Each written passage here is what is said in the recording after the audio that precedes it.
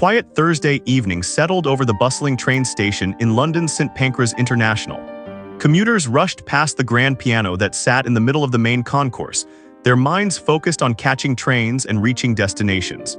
The ornate instrument had become a familiar fixture, open to anyone brave enough to sit down and play for the passing crowds.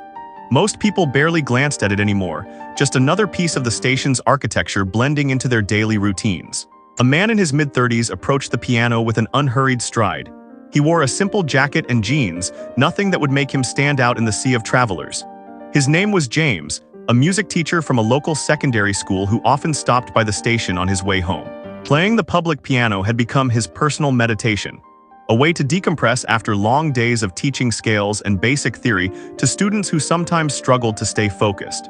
James settled onto the bench and flexed his fingers briefly before placing them on the keys.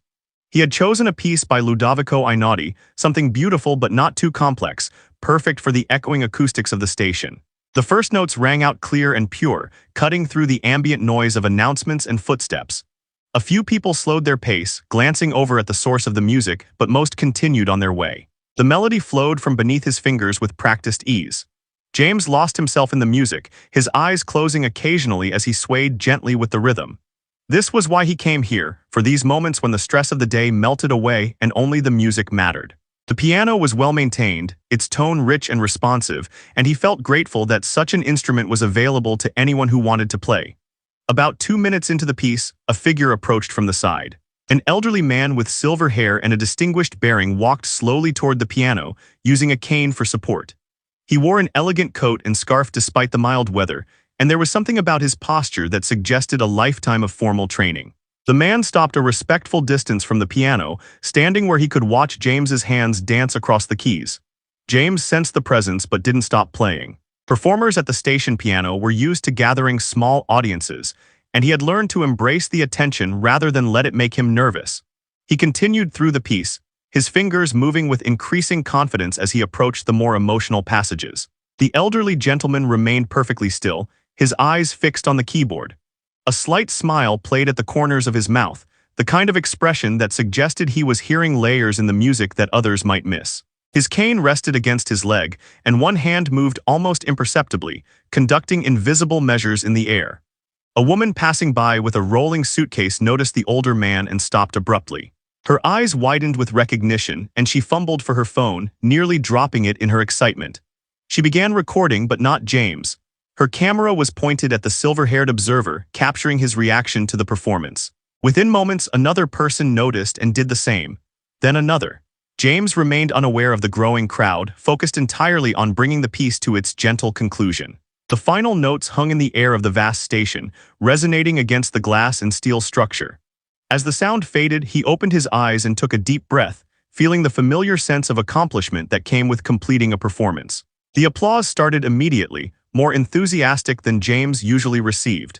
He turned on the bench with a modest smile, ready to acknowledge the appreciation with a small nod before gathering his things. But what he saw made him freeze completely. At least 30 people had gathered in a semicircle around the piano, but they weren't all looking at him. Many had their phones out, and their attention seemed divided between James and the distinguished elderly man standing nearby. James's breath caught in his throat as he truly looked at the man for the first time. The refined features, the particular way he held himself, the knowing smile. Recognition crashed over James like a wave. This wasn't just any music lover who had stopped to listen. This was someone whose recordings James had studied for years, whose interpretations of the classics had shaped his own understanding of piano performance, whose name was spoken with reverence in concert halls around the world. The maestro stepped forward, closing the distance between them. His eyes were kind, twinkling with genuine warmth. James tried to stand, his legs feeling unsteady, his mind racing through 1,000 thoughts at once. He had just played in front of one of his heroes, someone he had only ever seen in videos and heard on recordings. The piece he had chosen suddenly felt embarrassingly simple, his technique surely amateurish in comparison to the mastery standing before him. But the elderly pianist was extending his hand, that gentle smile never wavering. The crowd had gone quiet, sensing they were witnessing something special. Phones continued to record, capturing every second of the encounter. James reached out with a trembling hand, and as their palms met, the maestro spoke his first words. His voice carrying the slight accent of his native Italy, warm and genuine in a way that immediately put James at ease despite the surreal nature of the moment. The maestro's handshake was firm and warm, his eyes meeting James's with an intensity that conveyed respect rather than judgment. "That was beautiful," he said simply, his accented English soft but clear enough for those nearby to hear. "You have a very sensitive touch." The phrasing in the middle section was particularly moving. James felt his face flush with a mixture of embarrassment and pride. He opened his mouth to respond, but found himself momentarily speechless. Here was a man who had performed in the greatest concert halls across 5 continents, who had recorded the complete works of Chopin and Debussy, who had collaborated with the finest orchestras in the world, and he was complimenting a school music teacher's impromptu performance at a train station. "Thank you, maestro," James finally managed, his voice barely above a whisper. "I cannot believe you're here. Your recording of the Goldberg Variations changed my life when I was studying at university." The elderly pianist's smile broadened. "Music has a way of connecting us across time and distance," he said.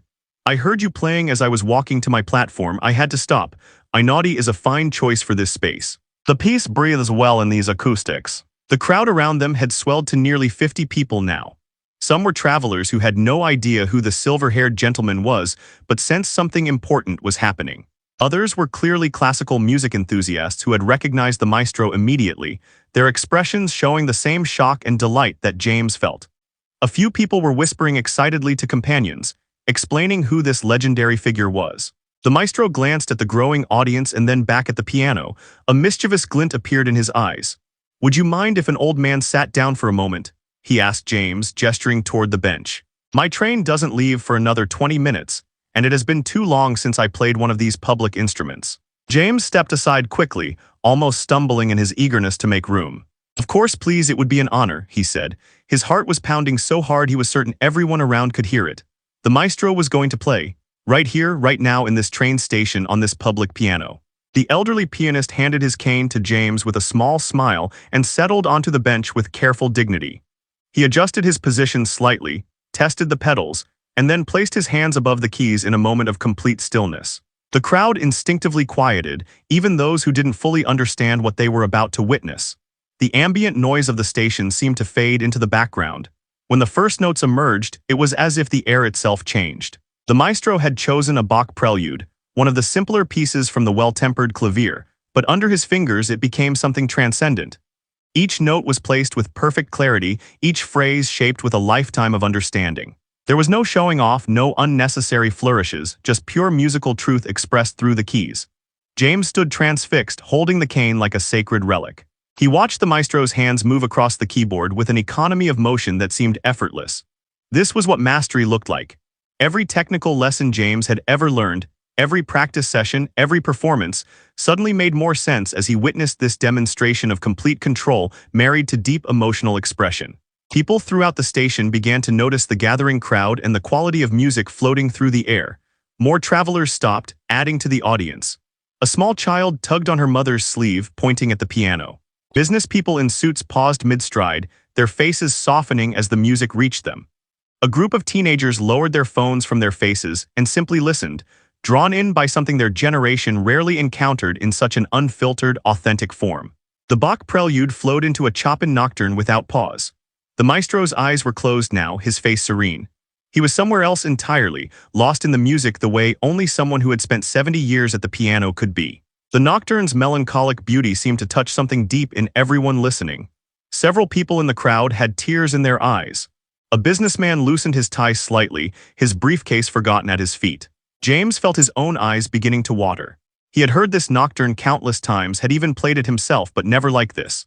The maestro was showing him that the notes on the page were just the beginning, that real music happened in the spaces between, in the subtle timing of each phrase, in the way dynamics could whisper secrets that words never could. The piece concluded with a gentle cascade of notes that seemed to dissolve into the air. For a moment after the final chord, nobody moved. The silence was profound, sacred even. Then the applause erupted, echoing through the vast space of the station. It wasn't polite appreciation, but genuine, enthusiastic gratitude for having witnessed something remarkable. The maestro opened his eyes and looked out at the crowd with mild surprise, as if he had forgotten where he was. He stood slowly, accepting James's steadying hand on his elbow, and retrieved his cane with a gracious nod. The applause continued, and he gave a small bow, the gesture humble despite his legendary status. "Thank you for letting me play," he said to James, loud enough for those nearby to hear. And thank you for reminding me why these public pianos matter so much. Music should not live only in concert halls. It belongs everywhere, shared freely. A young woman from the crowd stepped forward nervously. Maestro, could I possibly take a photograph with you? She asked in a hopeful voice. The elderly pianist smiled and nodded. Soon there was a line of people waiting for the same opportunity, and he graciously accommodated each one, chatting briefly with everyone who approached. James stood to the side, still processing everything that had happened. A man about his age came up beside him. That was incredible, the stranger said. Do you know him personally? No, James replied, shaking his head in wonder. I was just playing and he appeared. I teach music at a secondary school. I've admired him for years but never imagined I would meet him, let alone like this. The stranger grinned. Well, you're going to be famous too. I counted at least 20 people recording the whole thing. This is definitely going viral. James hadn't even considered that possibility. The thought made him slightly uncomfortable, but as he watched the maestro patiently posing for yet another photo, signing a young man's train ticket because it was the only paper available, he realized this moment was about something larger than personal fame or embarrassment. After about 10 minutes, the maestro politely excused himself, explaining that he needed to catch his train to Paris. The crowd parted to let him through, many people still applauding. He paused next to James one final time. Keep playing, the maestro said, his hand briefly on James's shoulder. Not just here, but everywhere you can. Your students are lucky to have a teacher who understands that music is meant to be felt, not just executed. That quality in your playing, that sensitivity, it cannot be taught from a book. You have a gift for sharing music's emotional truth. Before James could formulate a response worthy of such praise, the elderly pianist pressed something into his hand. It was a business card, elegant and simple. My manager's information, the maestro explained. I do a masterclass series twice a year in Milan. If you are ever interested, send an email. There is always room for teachers who play with heart. Then he was gone, disappearing into the crowd with surprising speed for someone his age, his cane tapping a gentle rhythm on the station floor. James stared at the card in his hand, reading the name printed there over and over to convince himself this had really happened.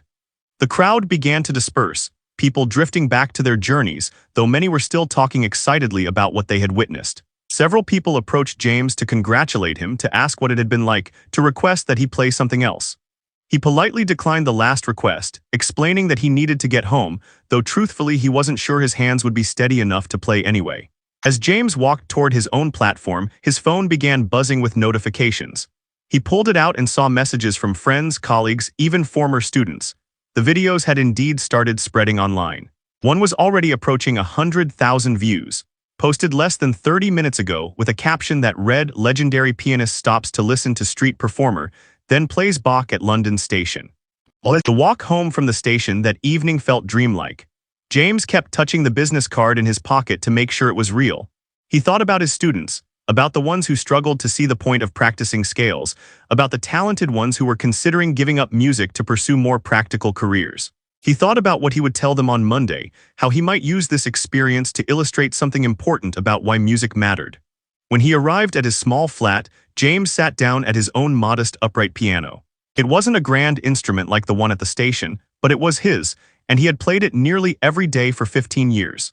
He thought about the maestro's words, about playing with sensitivity, about sharing music's emotional truth. He placed his hands on the keys and began to play the same I Naughty piece he had performed earlier. This time, though, something was different. He heard it with new ears, felt it with a deeper understanding. The notes themselves hadn't changed, but his relationship to them had.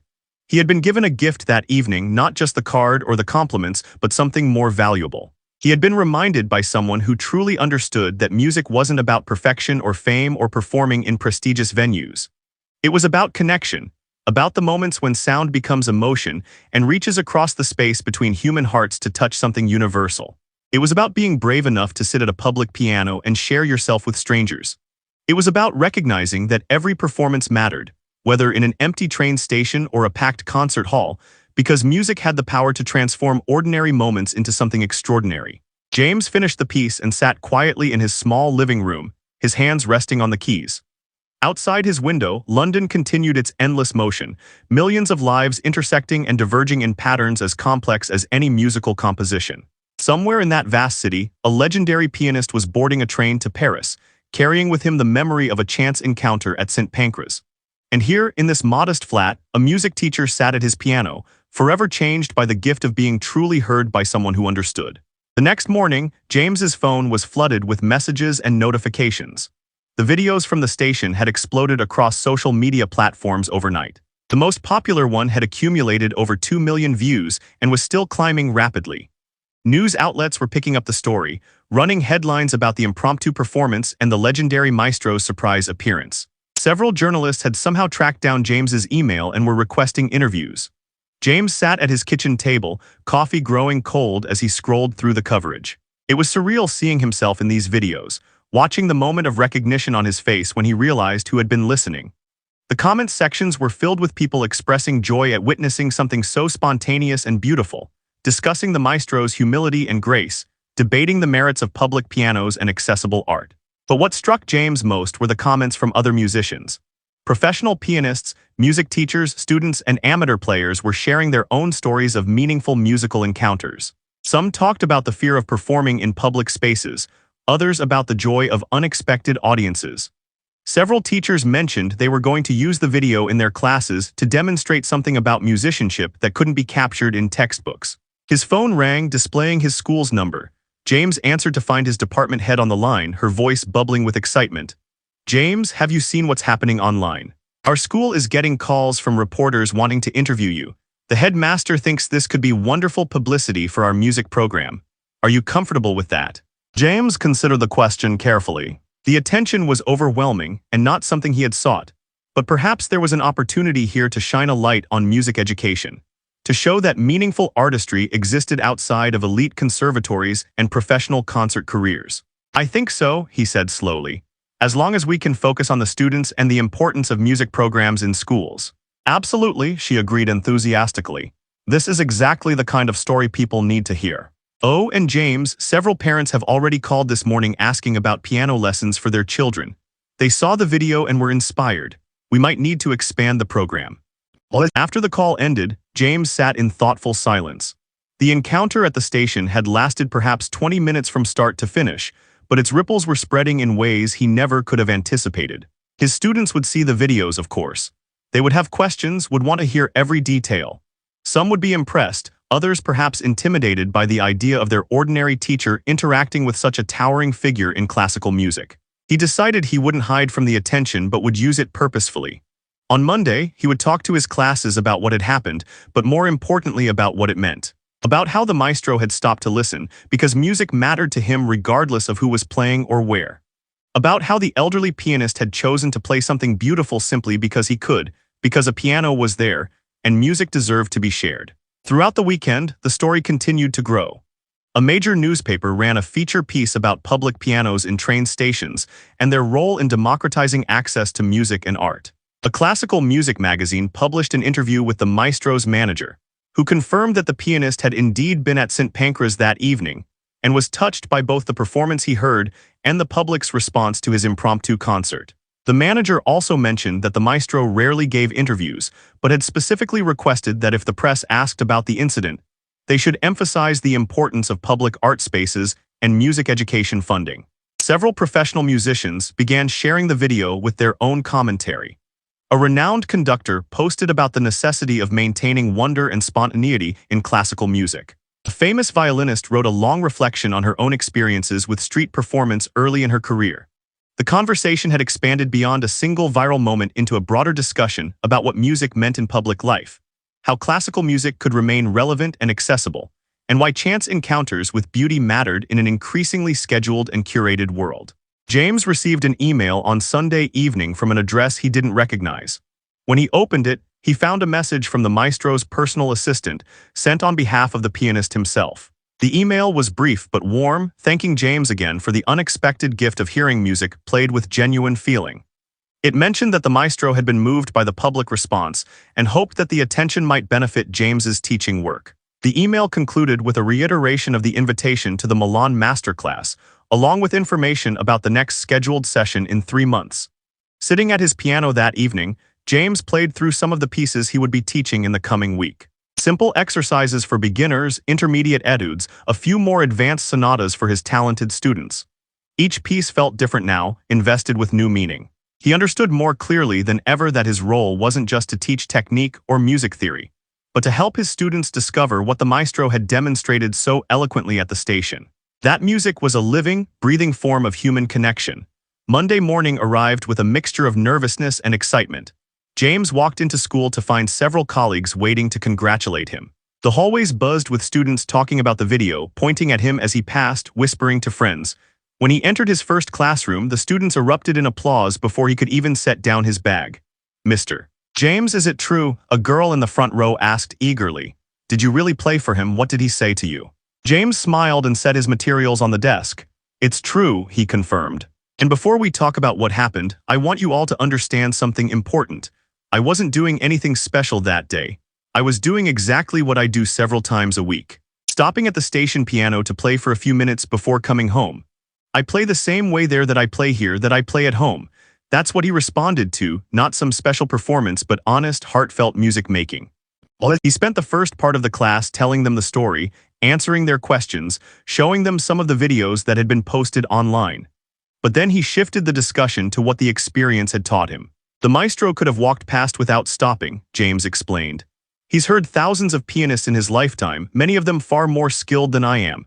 But he stopped because music mattered to him, because he recognized something genuine in what he heard.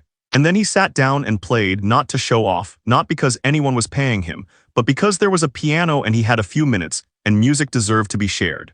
A quiet boy in the back raised his hand. "Sir, were you scared when you realized who he was?" "Terrified," James admitted with a laugh. "But here's what I learned from being scared. All those hours I spent practicing, all the pieces I've learned over the years, all the technique we work on in these classes, the reason for all of it isn't to impress famous people or to perform perfectly. It's so that when a moment comes, when you have the opportunity to share something beautiful, you're ready. You have the tools to express what you're feeling." Over the following weeks, James noticed changes in his students. Several who had been considering quitting their music studies renewed their commitment. A few began staying after class to ask questions about interpretation and emotional expression, not just about getting the notes right. The school's piano practice rooms, usually half empty, now had sign-up sheets filled weeks in advance. The headmaster approved funding for 2 additional practice pianos and expansion of the music program. Enrollment inquiries tripled. James found himself mentoring other music teachers in the district who wanted to understand how to inspire their own students. He gave several talks at education conferences, always steering the conversation toward the importance of public art, accessible music, and teaching students to play with authenticity rather than just technical precision. 3 months after the encounter at St. Pancras, James boarded a plane to Milan. He had used personal savings and a small grant from the school to attend the maestro's masterclass. The week-long intensive brought together 30 musicians from around the world, from university students to professional performers to teachers like himself. On the first day, the maestro greeted each participant personally. When he reached James, his face lit up with recognition. "Ah, my friend from the train station," he said warmly, embracing James like an old colleague. "I am so glad you came. I have been following the wonderful work you are doing with your students. Please, you must share your experiences with the other teachers here." The masterclass was transformative. James watched the maestro work with each musician, always focusing not just on technical execution, but on finding the emotional core of each piece. He learned new approaches to phrasing, discovered different ways of thinking about dynamics and tempo, and most valuably, he observed how the maestro created an environment where vulnerability and experimentation were encouraged. During a break on the 3rd day, James found himself sitting next to the maestro in the conservatory's garden. The elderly pianist was enjoying an espresso and seemed happy for the company. "I wanted to thank you again," James said, "for stopping that day, for playing, for everything that came after. You changed my life and the lives of my students." The maestro waved his hand dismissively. "I did very little. You were already a fine musician and teacher. I simply happened to be there at the right moment." He paused, sipping his coffee thoughtfully. "But perhaps I can tell you why I stopped that day. I have heard many pianists in my lifetime, technically brilliant players who leave me cold. Perfect execution with no soul. When I heard you playing that Inauti, I heard something that has become rare. I heard someone playing for the pure love of it with no agenda beyond sharing something beautiful. That is what music should be. That is what I try to teach." He looked at James with those keen, intelligent eyes. "You teach children, yes, that is perhaps the most important work in all of music. You are showing them that music is not about competition or prestige. You are showing them it is about communication, about being human together. Do not ever underestimate the value of that." James returned to London with renewed purpose and a notebook full of ideas. He implemented new teaching methods inspired by the masterclass, focusing more on interpretive choices and less on rote perfection. He started a program where his students would perform at the St. Pancras piano once a month, helping them overcome fear of public performance and understand that music belonged to everyone. The videos from that Thursday evening at the train station never completely disappeared from the internet. They resurfaced periodically, shared by new audiences, rediscovered by people who needed reminding that beauty could appear unexpectedly in ordinary places. James received messages from all over the world from people who had been touched by what they witnessed, from aspiring musicians who felt encouraged to continue, from teachers who found renewed inspiration for their work. But perhaps the most meaningful outcome wasn't measured in views or recognition. It was evident in the small moments. A struggling student finally understanding how to make a phrase sing, a parent telling James their child now practiced without being asked, a teenager deciding to pursue music at university because they had learned it could be about passion rather than just career prospects. 5 years after that chance encounter, James stood once again at the St. Pancras piano. This time he wasn't alone. 3 of his most dedicated students stood nearby, waiting their turn to perform as part of the monthly program he had. Established, the youngest, a 12-year-old girl with remarkable talent, was nervous about playing in such a public space. "What if I make mistakes?" she asked James, her voice trembling slightly. James knelt down to her level, remembering his own fear that evening years ago, remembering the maestro's kindness and wisdom. "Then you make mistakes," he said gently, "but you know what matters more than playing perfectly. Playing honestly, playing with your whole heart. Let the music tell your story, not someone else's idea of how it should sound. That's what real musicianship is." The girl nodded, took a deep breath, and walked to the piano. As her first notes rang out across the station, clear and true despite her nervousness, James felt a deep sense of gratitude. One unexpected moment, one chance encounter, had rippled outward in ways he never could have imagined. The maestro had given him a gift that day, and now he was passing it forward, one student at a time. Commuters passed by, some stopping to listen, others hurrying on to their destinations. The music floated through the vast space, a reminder that beauty existed in ordinary moments, that art belonged to everyone, that sometimes the most profound experiences came not from seeking them out, but from simply being present and open when they arrived.